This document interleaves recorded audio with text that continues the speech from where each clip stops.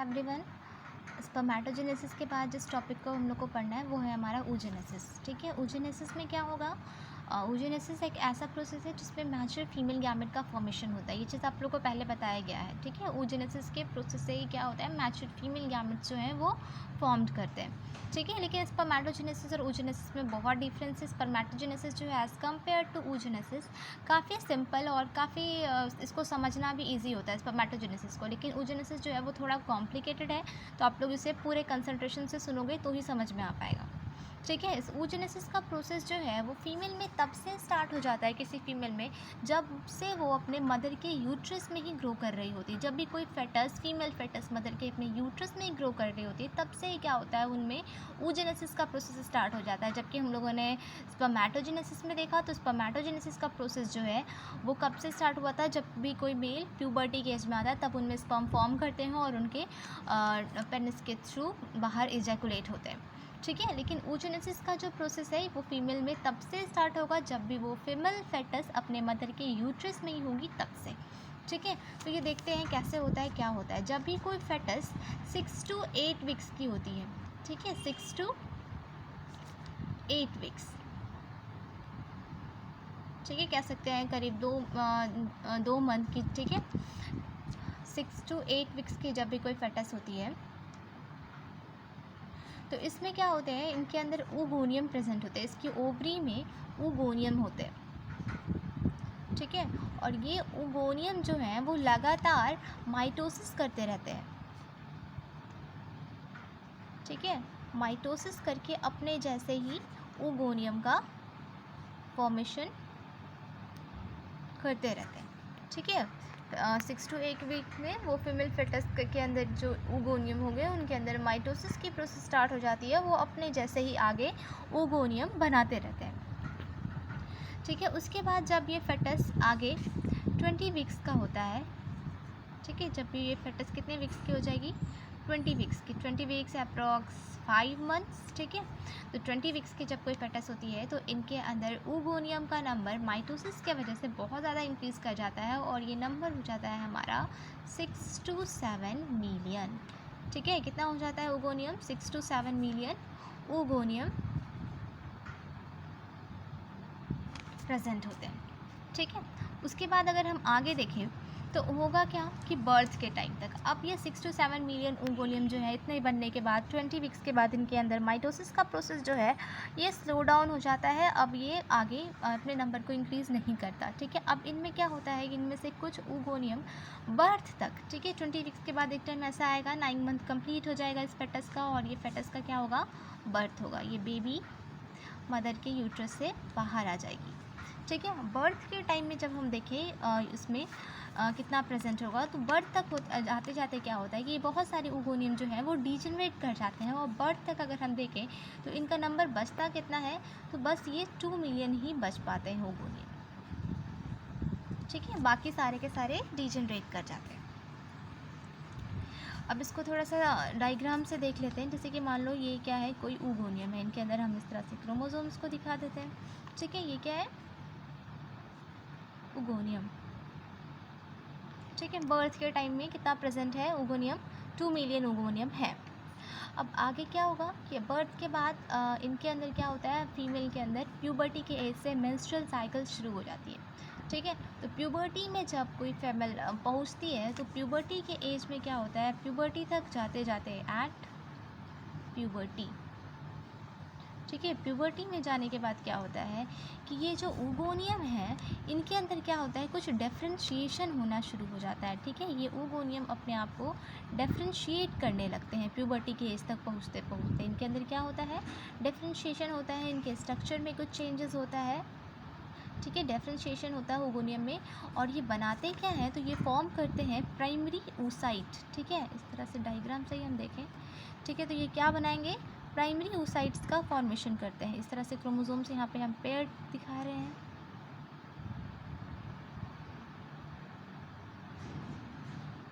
ठीक है, ये क्या हुआ, ये अपने अंदर डिफ्रेंशिएशन कर लिए और इनको हम लोग अब कह क्या सकते हैं, ये है क्या, तो ये बनाते हैं क्या अपने आप को, प्राइमरी oocyte। ठीक है, प्राइमरी oocyte बन गया ये। अब देखो आगे क्या होगा, प्यूबर्टी के एज में अब क्या ये 2 मिलियन ओवोनियम जो है वो 2 मिलियन ने अपना प्राइमरी oocyte बना लिया होगा? नहीं, प्यूबर्टी तक पहुंचने के बाद भी इनमें से क्या होते हैं, बहुत सारे ओवोनियम डीजनरेट कर जाते हैं और प्यूबर्टी के एज में इनके पास ओवोनियम बचता कितना है, तो सिर्फ 60,000 टू 80,000, सिर्फ 60,000 टू 80,000 ओगोनियम ही अपने आप को डिफरेंशिएट करके प्राइमरी oocyte का फॉर्मेशन कर पाते हैं। सबके पास ये कैपेसिटी नहीं होती कि वो अपने आप को डिफरेंशिएट करके प्राइमरी oocyte बना पाए। ठीक है, अब हम इसको चीज़ को थोड़ा सा देखते हैं। अगर मान लो यहाँ पे कोई फीमेल की ओवरी है, ठीक है, तो इस ओवरी के अंदर क्या होगा, बहुत सारे इस तरह से 60,000 टू 80,000 प्राइमरी oocyte प्रेजेंट होंगे। ठीक है, तो क्या किसी फीमेल के अंदर ये सारे के सारे प्राइमरी oocyte जो हैं वो मेंस्ट्रुअल साइकिल में रिलीज़ हो पाते हैं? नहीं, ये 60,000 80,000 60,000 टू 80,000 प्राइमरी oocyte में से सिर्फ 400 ही ऐसे होते हैं, सिर्फ 400 प्राइमरी oocyte ऐसे होते हैं जिनको मेंस्ट्रुअल साइकिल में आगे जाने का मौका मिल पाता है। ठीक है, सिर्फ 400 ही प्राइमरी oocyte जो है वो मेंस्ट्रुअल साइकिल में आगे पार्टिसिपेट कर पाते हैं और फिर ये आगे डेवलप करते हैं मैच्योर फीमेल गैमेट में। ठीक है, तो सिर्फ 400 को ही ये मौका मिल पाता है कि वो क्या मेंस्ट्रुअल साइकिल में पार्टिसिपेट कर पाए। ठीक है, तो अब यहाँ से देखते हैं हम कि अब ये होगा क्या। अब ये प्राइमरी oocyte जो बन गया, अब ये प्राइमरी oocyte जो है ये कोशिश करेगा कि आगे डिवीज़न करे। ठीक है, आगे डिवीज़न अब क्या करेगा ये, तो ये कोशिश करता है कि इसके अंदर ये अब म्यूसिस डिवीज़न करे। ठीक है, म्यूसिस होगी तो पहले क्या होता है, पहले इसके अंदर म्यूसिस फर्स्ट होगा। ठीक है, म्यूसिस फर्स्ट करने की कोशिश तो करता है, डिवीज़न में तो जाता है, लेकिन म्यूसिस फर्स्ट के प्रोफेज 1 में आपको पता होगा इसमें बहुत सारे फेजेस होते हैं, प्रोफेज 1, मेटाफेज 1, एनाफेज 1 और टीलोफेज 1। ठीक है, प्रोफेज 1 के म्यूसिस फर्स्ट के प्रोफेज 1 में भी बहुत सारे स्टेजेस होते हैं, लैप्टोटीन, जाइगोटीन, पैकेटीन, ये सब पढ़ा होगा आप लोगों ने 11th में। इसके लैप्टोटीन स्टेज में जैसे ही प्राइमरी oocyte जो है वो अपने अंदर म्यूसिस फर्स्ट शुरू करता है, तो वो म्यूसिस फर्स्ट के प्रोफेज 1 के लैप्टोटीन स्टेज में जाकर के अरेस्ट हो जाता है। इट मीन्स अपने डिवीज़न को इसके आगे बढ़ा नहीं पाता है, रुक जाता है। ठीक है, तो प्राइमरी oocyte जो है वो इसी स्टेज में क्या होते हैं, अरेस्टेड रहते हैं। ये बहुत इंपॉर्टेंट है, कई बार ये पूछा गया है कि प्राइमरी oocyte जो है वो अपने डिवीज़न को कहाँ तक किस स्टेज में जाकर के अरेस्ट कर लेते हैं। प्राइमरी oocyte जो है फर्स्ट के प्रोफेज 1 के लैप्टोटीन स्टेज में जाके अरेस्ट हो जाता है, उसके बाद ये डिवीज़न में आगे पार्टिसिपेट नहीं करता है। ठीक है, तो अब जब मेंस्ट्रुअल साइकिल शुरू होगी किसी भी फीमेल में, हर मंथ क्या होगा, किसी एक प्राइमरी oocyte को मौका मिलेगा आगे मेंस्ट्रुअल साइकिल में जाने का। तो अब देखो मान लो कि कोई फीमेल जो है वो 12 ईयर में उसके अंदर menstrual cycle, first menstrual cycle शुरू हो रही है, तो क्या होगा, यहाँ से एक प्राइमरी oocyte को लिया जाएगा। वही फिर अगर देखा जाए तो वो फीमेल 22 ईयर्स में भी मेंस्ट्रुअल साइकिल उसके अंदर हो रहा है, तो वो फिर से ही किसी एक प्राइमरी oocyte को यहाँ से पिक किया जाएगा। वही अगर देखा जाए हम यहाँ पे, तो अगर देखें 30 ईयर्स में उसके अंदर मेंस्ट्रुअल साइकिल हो रहा है, तब भी यहाँ से प्राइमरी oocyte को ही पिक किया जाएगा। ये प्राइमरी oocyte स्टेज में ही रुके रहते हैं, इनके आगे इनका डेवलपमेंट नहीं होता है। ठीक है, अब देखो उसके बाद अगर किसी को 42 ईयर्स में मेंस्ट्रुअल साइकिल हो रहा है, तो इस टाइम में भी क्या होगा, प्राइमरी oocyte ही वहाँ से लेंगे और वही आगे डेवलप करते हैं। तो ये हम कह सकते हैं कि यहाँ जो 12 ईयर में जो मेंस्ट्रुअल साइकिल हो रही है, इसमें जो प्राइमरी oocyte को यहाँ से लिया जा रहा है वो काफ़ी यंग होगा, काफ़ी ज़्यादा कह सकते हैं हम कि उसके अंदर एनर्जी होगी। ठीक है, सब कुछ उसके अंदर बेटर होगा। लेकिन वही अगर देखा जाए 30 ईयर्स वाला प्राइमरी oocyte या 42 ईयर्स में जो oocyte को पिक किया जा रहा है, वो क्या होता है, काफ़ी बूढ़ा हो चुका होता है, काफ़ी एज्ड हो चुका होता है। तो इसीलिए हम कहते हैं कि 30 ईयर्स से पहले जो प्रेगनेंसी होती है उसमें जो oocyte को चूज़ किया जाता है वो बहुत बेटर होता है। इसलिए हेल्दी प्रेगनेंसी का कंडीशन बनता है। जबकि एज्ड होने के बाद अगर जो है अगर कोई फीमेल गैमेट जो है वो फर्टिलाइज़ कर रहा है, तो वो क्या होता है, काफ़ी बूढ़ा हो चुका होता है, क्योंकि ये प्रोसेस उसके अंदर कब से शुरू है, जब से वो मदर के यूट्रस में है तब से। ठीक है, तो यही कह सकते हैं हम कि ये प्राइमरी oocyte जो है ये हमेशा प्राइमरी oocyte ही होते हैं जो कि पिक किए जाते हैं और मेंस्ट्रुअल साइकिल में आगे बढ़ते हैं। ठीक है, तो अभी तो हम लोगों ने देखा कि ये म्यूसिस फर्स्ट के प्रोफेज 1 में ये क्या है, अरेस्टेड है। अब देखो होगा क्या, इनमें से हर एक मंथ में क्या होगा कि एक प्राइमरी oocyte को लिया जाएगा। ठीक है, तो अब जिसको लेना होता है, मान लो कि कोई एक सेलेक्ट हुआ कि अब ये आगे जाएगा मेंस्ट्रुअल साइकिल में, तो जो आगे जो जाता है उसके अंदर क्या होता है कि प्रायर टू, यहाँ पे हम लिख सकते हैं प्रायर टू 36 to 48 आवर, ठीक है। यहाँ से प्राइमरी oocyte, एक प्राइमरी oocyte जिसको आगे जाना है उसमें से 36 to 48 आवर्स पहले एक प्राइमरी oocyte जो उसको चूज़ करना है आगे जाने के लिए, उसका क्या होता है, म्यूसिस फर्स्ट कंप्लीट होता है, ठीक है। म्यूसिस फर्स्ट क्या होगा, उसका कंप्लीट होगा, और वो म्यूसिस फर्स्ट कंप्लीट करने के बाद बनते क्या हैं, तो वो बन जाते हैं फिर आपके सेकेंडरी oocyte। क्या बन जाते हैं, सेकेंडरी oocyte बन जाते हैं। इसको हम कहते क्या हैं अभी यहाँ पे, ये है क्या,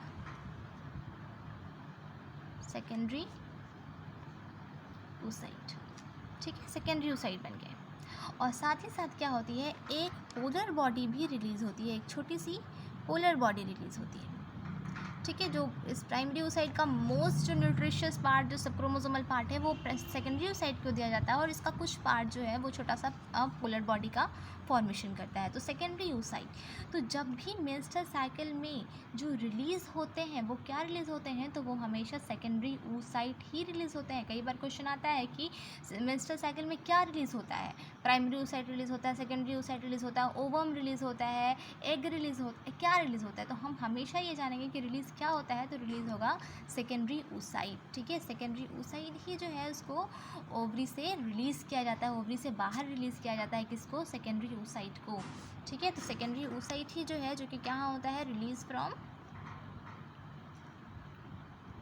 ओवरी, ठीक है, ओवरी से बाहर निकलते हैं। अब देखो, अब होगा क्या कि अब ये सेकेंडरी oocyte जो है, अब ये क्या करना चाहेगा, फिर से ये डिवाइड करना चाहेगा, ठीक है। तो अब जब ये डिवीज़न करना चाहता है, तो फिर से अब इसके अंदर म्यूसिस फर्स्ट तो कंप्लीट है, तो अब ये कौन सा डिवीज़न करना चाहेगा, अब ये करना चाहेगा म्यूसिस 2। अब जब ये म्यूसिस 2 करना चाहता है, तो प्रोफेज 2 इसका काफ़ी अच्छे से कंप्लीट हो जाता है, ठीक है।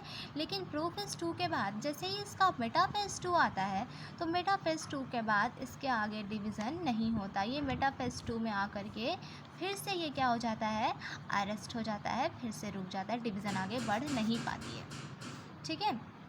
और अरेस्ट होने का रीज़न क्या है, क्योंकि मेटाफेज 2 को कंप्लीट करने के लिए इसको चाहिए होता है सेंट्रियोल, और सेंट्रियोल तो इसके पास है नहीं।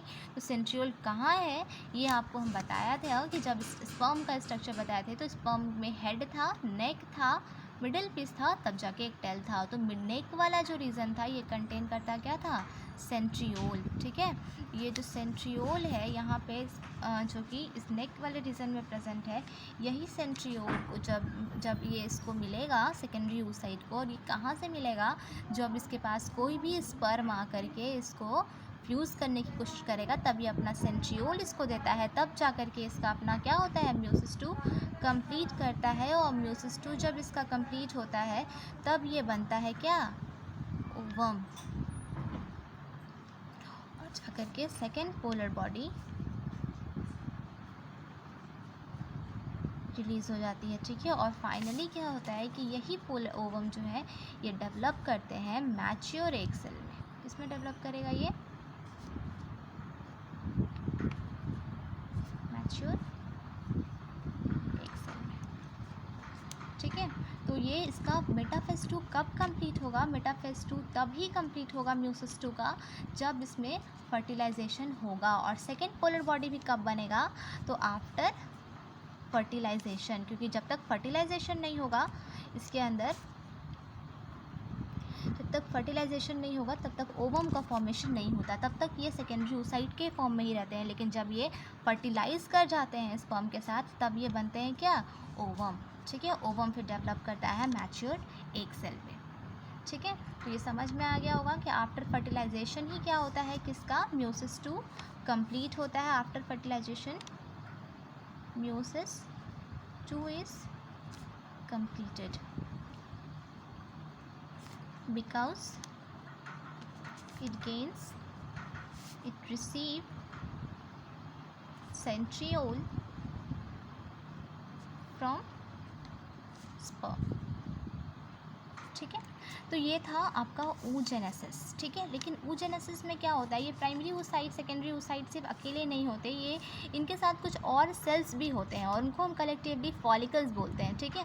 तो इन फॉलिकल्स में से ही आगे जा कर के ये जो सेकेंडरी oocyte है वो बाहर निकल जाता है, ठीक है, ओवरी से बाहर आ जाता है, रिलीज़ हो जाता है, फॉलिकल्स के फॉर्म से ही रहता है ये। डायरेक्ट जो है वो सेकेंडरी oocyte कुछ सेल से घिरा हुआ होता है फॉलिकल्स के फॉर्म में, उसके बाद वो यहाँ से ओवरी से निकलता है सेकेंडरी oocyte। तो इस चीज़ को हम लोग oogenesis को ही आगे कंटिन्यू करेंगे और नेक्स्ट डायग्राम से स्टडी करेंगे। होप सबको समझ में आया होगा।